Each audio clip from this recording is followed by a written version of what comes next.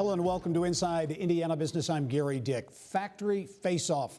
More than 13,000 United Auto workers walking the picket lines at General Motors, Ford, and Stellantis assembly plants as part of a historic strike that is now in its second week. And the impact is spreading to Indiana. Stellantis this week announcing 300 temporary layoffs in Kokomo, a result of the strike, and more could be on the way. Joining me now with his take on what might be next and the impact, pleased as always to be joined by Ball State economist Mike Hicks. Mike, welcome to the show. Good to be with you. Hey, we should mention, as we are taping this late in the week, it is before a deadline that the union has at least tentatively set to perhaps expand the strike. So we don't know yet what may or may not happen there. But as you look, I say historic strike. This is the first time the UAW, instead of targeting one automaker, is really targeting all three.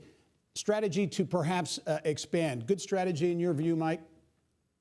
Yeah, I think so. The union's thought process here, I think, is let's wrap all three of the domestic producers into a single contract, at least very similar contracts. And we'll start this strike with a small number of workers and force the companies themselves to make these layoffs and absorb the unemployment security that goes with the interrupted supply chains. And I think that's really a smart financial move. Otherwise, I don't think the UAW could afford a very lengthy strike. This way, I think they're going to be able to.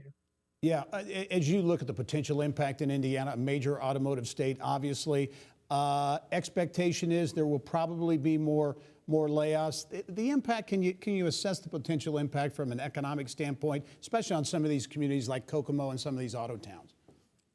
Right, it's going to be very acute in those places that have a lot of UAW members and a lot of suppliers to domestic. So, Fort Wayne, Kokomo, really going to South Bend are going to feel a lot of this. I think the potential statewide is for more like 60,000 workers, and then follow-on jobs if you're running a bar or restaurant outside a union shop. That's going to affect you as well. So we're not feeling it yet, but I think as this progresses into week 4, 5, 6, if it does, I think you'll start feeling some real pain in those places. Yeah. Hey, Mike, as you look at some of the factors there, they seem to be far apart: wages, benefits, shorter work week. But as you look at the electrification of the auto industry, that move, the automakers are making to electric vehicles, how does that play into this? Because the automakers are under a lot of pressure to become more efficient as they make this move.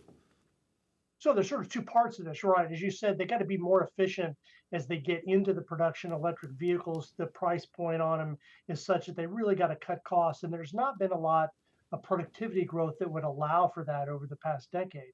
The other factor that I think plays into this is that electric vehicles just require about a third as many parts as a traditional ICE engine. So about 30,000 for a typical car today, 10,000 in electric vehicles. So the demand for those UAW workers, not at the assembly plant, but at the parts manufacturers, are going to be just a lot less. And I think that's where the union is struggling to say, we want to protect workers, we want higher wages, and we want to protect benefits to retirees. And that's a long haul in this environment.